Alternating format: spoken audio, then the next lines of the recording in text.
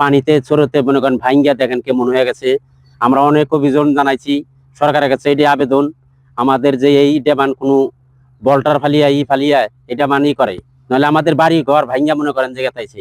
ভারতের পানি এসে আমার বাড়ি ঘর ভেঙে গেছে, ফের আর একটা বাড়ি নিচ্ছি সেটাও ধরতেছি, বসত বাড়ি সবই ভেঙে গেতাইছে, আবার ফের জমি আছে জমিও সব ভেঙে গেতাইছে ভারতের পানি আইয়া।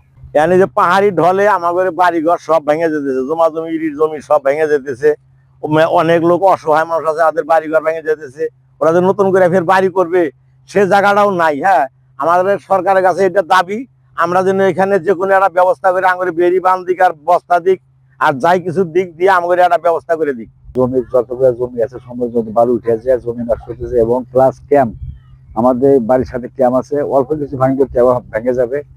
সরকার আমাদের এটা দ্রুত চেষ্টা নেয় যাতে আমাদের বাড়ি ঘরগুলো এবং জমা জমি নিয়ে আমরা বাঁচতে পারি। দেখেন এই দন্ডি ব্রিজ আমাদের বাড়ি ঘর ভাঙ্গে 2-3টা টানা দিছি, 3-4 টানা দিয়ে দিছি। আমাদের এই সরকারের কাছে দাবি, অনুরোধ করে বলতেছি সরকারকে যে তাড়াতাড়ি আমাদের এই ব্রিজের সংলগ্ন একটা যে কোনো একটা বাজেটের তাড়াতাড়ি একটা ব্যবস্থা হোক, তাহলে আমাদের আশেপাশে বাড়ি ঘর সব রক্ষা হবে।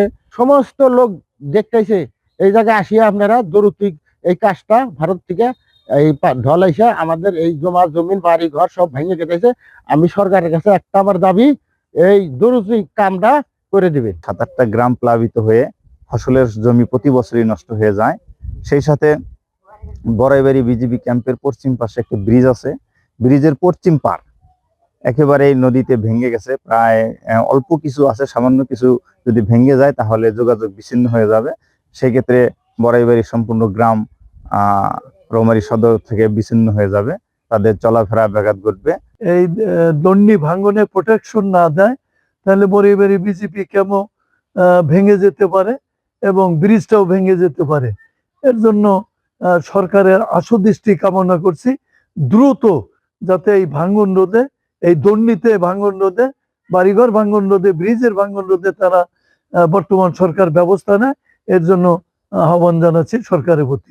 গেল কিছুদিন যাবত উজান থেকে নেমে আসা পাহাড়ি ঢলে বড়াইবাড়ি, বারবান্দা, চিলিয়ারচর, খেওয়ারচর বিভিন্ন এলাকা যে আমাদের যে নদীটা গেছে, ভারত থেকে যে নদীটা আসছে, এই নদীটার দুই পাশে যে ভাঙনের সৃষ্টি হচ্ছে, এতে দুই পাশে বসবাসরত যে বাড়িঘরগুলো আছে এই বাড়িঘরগুলা ব্যাপক ক্ষয়ক্ষতি হচ্ছে, রাস্তাঘাটও নষ্ট হচ্ছে।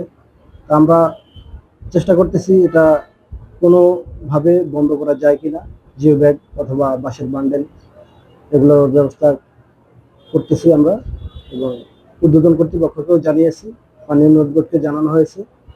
আশা করি যে খুব দ্রুতই আমরা এই বিষয়ে পদক্ষেপ নেব এবং যারা ক্ষতিগ্রস্ত হয়েছে তাদেরকে আমরা পুনর্বাসনের ব্যবস্থা করব।